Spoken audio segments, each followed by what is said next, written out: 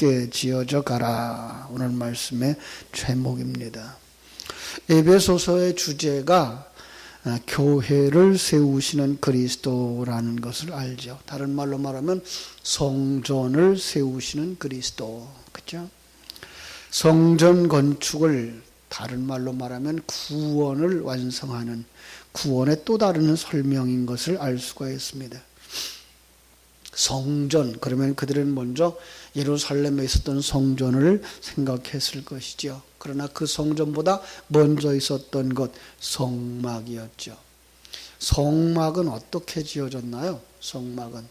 성막은 모세가 시내산에 올라가서 하나님으로부터 십계명을 받으면서 그리고 하늘의 비밀을 거기서 40일 동안 하나님 앞에 훈련을 받으면서 거기서 본 바를, 들은 바를, 진리를 가지고서 하나님께서 이렇게 말씀합니다.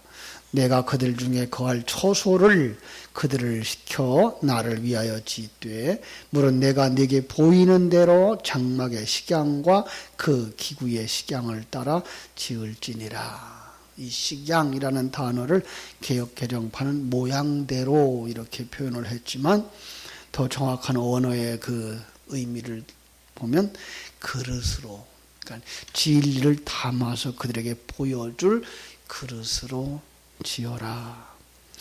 처음부터 존재하는 성막이나 성전이 있었던 것 아니라는 거죠.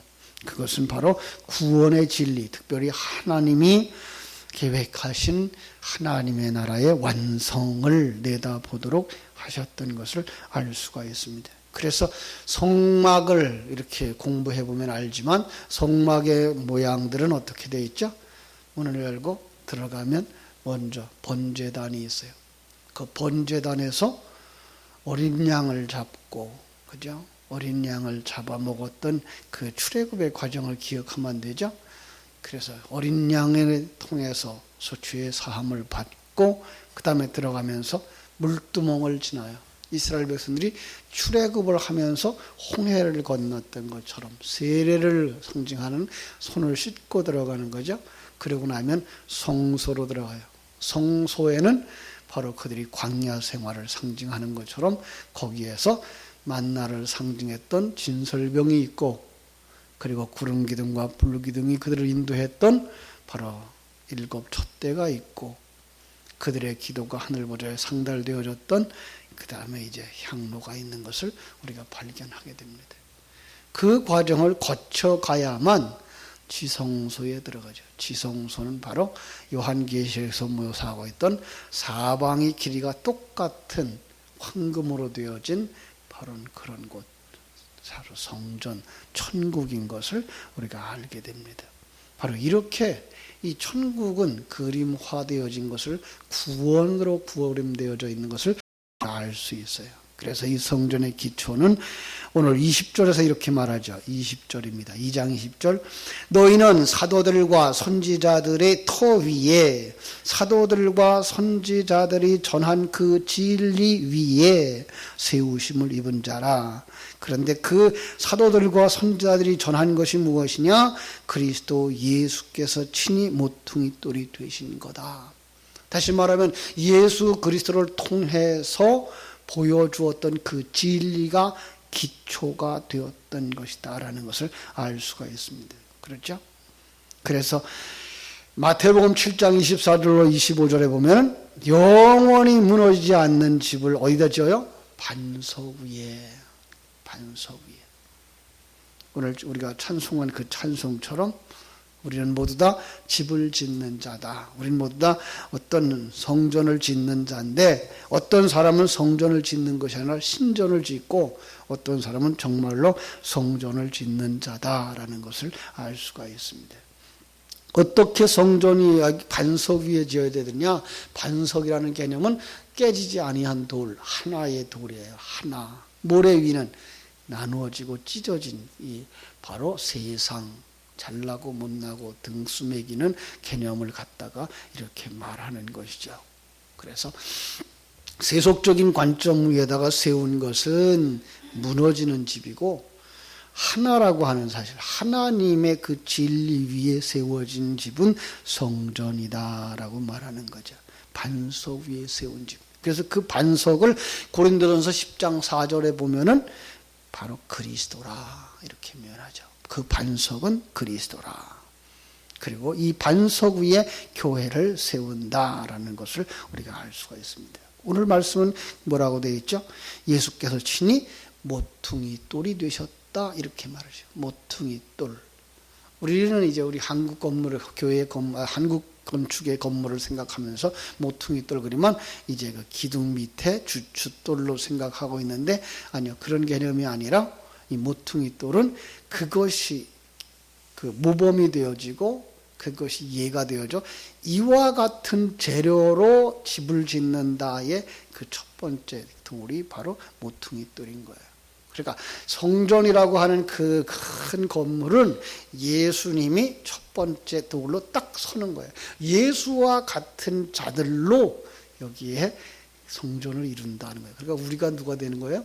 우리가 작은 예수들이 되어져서 그 건물을 완성해 가는 것이다라는 걸 알 수가 있습니다. 그죠?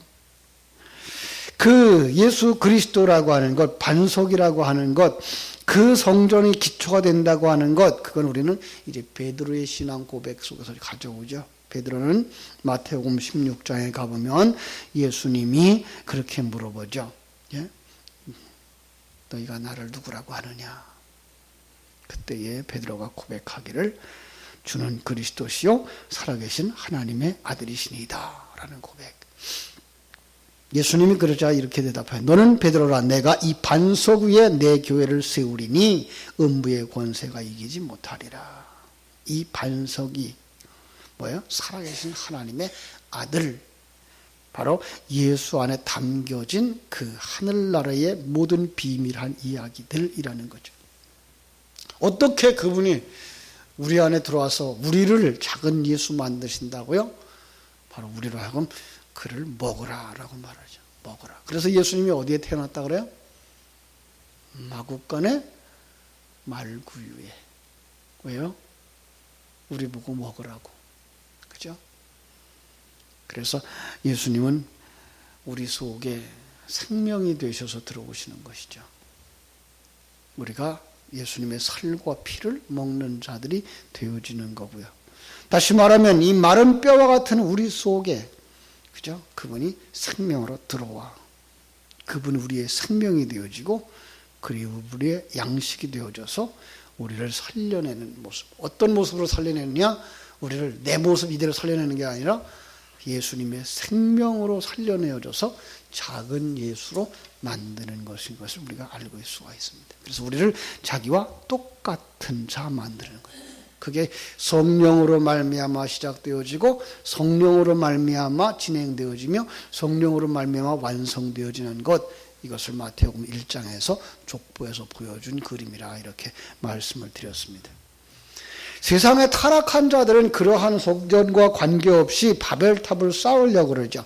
바벨탑은 뭐예요? 자기의 신전이죠. 자기의 신전. 그래서 이렇게 자기 십자가를 지고 죽는 것을 원치 않아요. 그래서 그 모퉁이 돌을 뭐예요? 버렸다라고 말하고 있죠. 건축자들의 버린 돌이다라고 말하는 거예요. 여러분, 가장 위대한 건축물은 어디? 사실은 반석 위에 세우질 않아요. 모래 위에 세워요. 우리가 알고 있는 그 놀라운 건물, 그죠? 스핑크스와 피라미드의 기초가 모래라고 하는 거예요. 가장 튼튼한 둑은 어디다 세우느냐 하면 모래 위에다 세우는 거래요. 그런데 왜 성경은 모래 위에 세운 집은 무너진다고 말하죠? 그것은 세상적인 것이기 때문에 그래요. 분열되어진 것들, 그죠? 쪼개지고 깨진 것들, 갈기갈기 찢어져서 등수를 먹이고 나누는 것들, 바로 그것이 세상의 상징이기 때문에 그래요. 세상은 영원하지 않다라고 하는 의미에서 그 집은 바로 신전이 되어지는 거죠. 인간들이 세워서 인간들이 보기엔 가장 우려되어지는 것처럼 보이지만 하나님은 한순간 그걸 무너뜨릴 거죠. 주님이 이 땅에 오셔서 마지막 일주일간의 첫 번째 날 성전에 들어가시죠. 성전에 들어가서 그 안에 있는 모든 것들을 다 내쫓아버리고, 그죠? 청소하시면서 뭐해요? 이 성전을 헐라 내가 사흘 만에 다시 세우리라 그랬어요. 신전을 헐어버려야 거기에 뭘 세울 수가 있어요? 성전을 세울 수가 있는 거예요.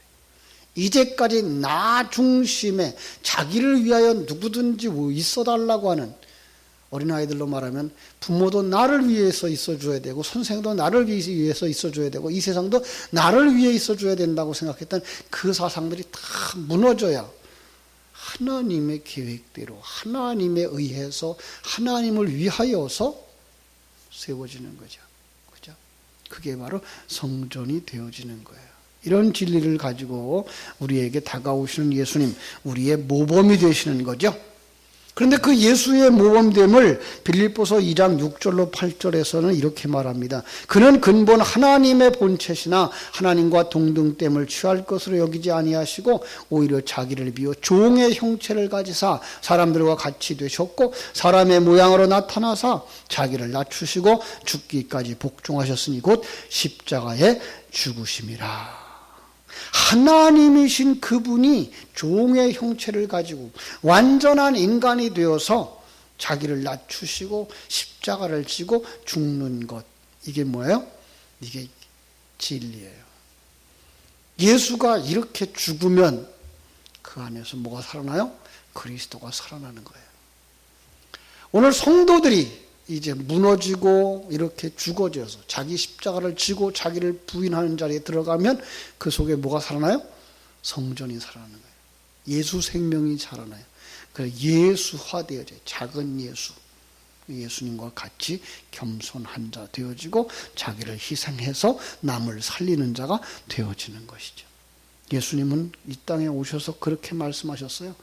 내가 하늘에서 온 것은 내 뜻을 행하려 함이 아니요 나를 보내신 이의 뜻을 행하려 함이니라. 그죠? 요한복음 4장 34절에서는 그것을 양식으로 삼아서 산다고 말씀하고 있어요. 이것이 모퉁이 돌이에요. 이 모퉁이 돌처럼 되어져야 되는 거죠. 그래서 예수님이 이런 말을 해요. 아버지께서 나를 보내신 것처럼 나도 너희를 세상에 보내노라. 그죠? 어떻게 살라고요? 예수님처럼 살라고. 예수님 어떻게 살았어요? 하나님에 의해 이 땅에 보내심을 받았고 하나님이 준비한 가정에 태어났고 하나님이 원하는 삶을 사셨고 하나님이 원하는 그 일을 위해서 십자가에 죽으셨어요. 바로 이것이 우리에게 주어진 삶이에요. 그래서 예수님이 뭐라 그래요? 제자들에게 나를 따라오려거든 누구든지 나를 따라오려거든 자기를 부인하고, 자기 부인이 뭐예요? 나를 쫓아내라는 거예요. 나 내려놓으라는 거죠. 왕의 자리에서 내려오라는 거예요. 주인의 자리에서 내려오라는 거예요. 판단자, 재판관의 자리에서 내려오라는 거예요. 그러면 어떻게 된다고요? 내가 네 머리가 될게. 예수님이 우리의 머리가 되시고 예수 안에서 우리를 하나의 성전으로 만들어 주시겠다라고 말씀하시는 거예요. 그렇죠? 그렇습니다. 이처럼 우리는 예수 안에서 하나의 성전으로 세워져 가고 있다는 것을 알 수가 있습니다. 자, 예전에는 우리가 어떤 사람이었다고요? 예전에는 2장 1절부터 쭉 설명했던 것처럼 허물과 죄로 죽었던 너희들, 자기만 알고 살고 자기를 위하여 사는 자들, 그건 죽은 자들이라고 말하고 있는 거죠. 그죠? 그리고 유대인들과 관계가 없는 자들, 하나님의 약속과도 관계가 없는 자들, 하나님과 관계가 없는 자들. 그런데 19절, 그러므로 이제부터 너희는 외인도 아니요 나그네도 아니요 오직 성도들과 동일한 시민이요 하나님의 권속이라. 어떻게 해서? 예수 그리스도의 중보 사역을 통해서. 자, 예수 그리스도의 중보 사역을 오늘 본문 14절에서는 뭐라고 말했죠? 그는 우리의 화평이신지라 둘로 하나를 만드사 원수된 것 곧 중간에 막힌 담을 자기 육체로 허시고. 하나님과 인간이 중간에 담임 가로막혀 있었어요. 왜? 인간은 죄인이고 하나님은 의인이고, 하나님은 의인이고 인간은 불의한 자고, 그걸 성소와 지성소에 가로막혔던 휘장으로 보여주었죠. 그래서 예수님이 십자가에 죽으실 때 그 휘장이 찢어지고 이제 우리가 지성소에 들어갈 수 있는 자격을 갖춘 자가 된 거죠. 무조건 들어가는 것 아니에요. 어디까지 거쳐 들어가야 돼요? 번제단을 거치고 물동이를 거치고, 그죠? 물두멍을 거치고, 그리고 성소를 거친 사람만 지성소로 들어갈 수 있는 거예요. 그런데 그 번제단도 예수의 상징, 또 그 물두멍도 예수와 함께 들어갔다 나와야 사는 자 되어진 것, 그 광야에서의 그들의 삶의 양식도 예수, 예수 안에서 시작되어서 예수 안에서 완성되어진 자들만 지성소에 들어가는 거예요. 그래서 구원은 예수 안에서 이루어지는 거예요. 이제는 그 예수 그리스도로 말미암아 여러분들이 하나님 앞에 서는 자들이 되어졌어요. 그래서 오늘 말씀 19절에서 뭐라 그랬어요? 이제부터는 너희는 외인도 아니다, 나그네도 아니다, 오직 성도들과 동일한 시민이요 하나님의 권속이라. 그렇죠? 한 가족, 이렇게 말하고 있어요. 예수 그리스도가 기초된 성전, 하나님이 기초가 된 성전, 성령으로 진리로 하나 되어진 성전, 바로 그 진리로 말미암아 예수 그리스도의 삶을 살아가는 사람들. 21절은 이렇게 말하죠. 그의 안에서 건축마다 서로 연결하여 주 안에서 성전이 되어지고. 22절, 너희도 성령 안에서 하나님의 거하실 처소가 되기 위하여 예수 안에서 함께 지어져 가느니라. 여기서 지금 계속 강조하고 있는 거예요. 뭐예요? 함께, 하나, 이런 거예요. 아주 밀접한 관계, 뗄래야 뗄 수 없는 관계. 그렇죠? 여러분, 얼마나 우리가 하나인가는요, 건축물 속에서 한쪽에 빼놓으면 어떻게 해요? 빼버리면 무너지는 그런 모습인 거죠. 여러분들이 빠지면 안 되는 자리, 여러분이 빠지면 성전이 성전다워지지 않는 모습을 상상할 수 있도록 여러분의 자리가 얼마나 복된 자리며 얼마나 중요한 자리인가를 가르쳐주고 있는 거예요. 그렇죠? 시민이나 가족, 사람들의 숫자로 말하면 한 사람 빠져도 그 집단이 문제가 되지 않을 수 있어요. 그러나 건축물이라고 하는 건 결코 그렇지 않은 거죠. 한 사람이 빠져버리면 바로 완전히 무너질 수 있는, 완전하지 아니한 몸이 될 수 있는, 그래서 여기다가 성전이라는 말로 이야기하고 있는 거예요. 고린도전서 3장 11절에서는 이 닦아둔 것 외에 능히 다른 터를 닦아둘 자가 없으니 이 터는 곧 예수 그리스도라 그랬고요. 고린도전서 6장 19절, 너의 몸은 너희가 하나님께로부터 받은 바 너희 가운데 계신 성령의 전인 줄을 알지 못하느냐? 너희는 너희 것이 아니라 그의 산 것이 되었다. 너희도 산돌같이 신령한 집으로 세워지고 예수 그리스도로 말미암아 하나님이 기쁘시게 받으실 신령한 제사를 드릴 거룩한 제사장이 될지니라. 여러분들이 그 제사의 중요한 역할을 하는 사람들이다라는 거야. 거룩한 초소가 되어져 가고 연결되어져 가는 하나의 건물, 성전이라고 하는 것. 그래서 성막의 바깥쪽에는 울타리가 치어져 있죠. 울타리가 쭉 치어져 있어요. 구별된 거죠. 세상과 구별된 거예요. 그리고 서로 연결되어져서 그걸 구별을 유지해야 되는 바로 그런 것입니다. 이렇게 우리가 성경을 배우고 지지하고 오직 성경 말씀에 근거한 신앙생활을 하는 것이 무엇을 위해서입니까?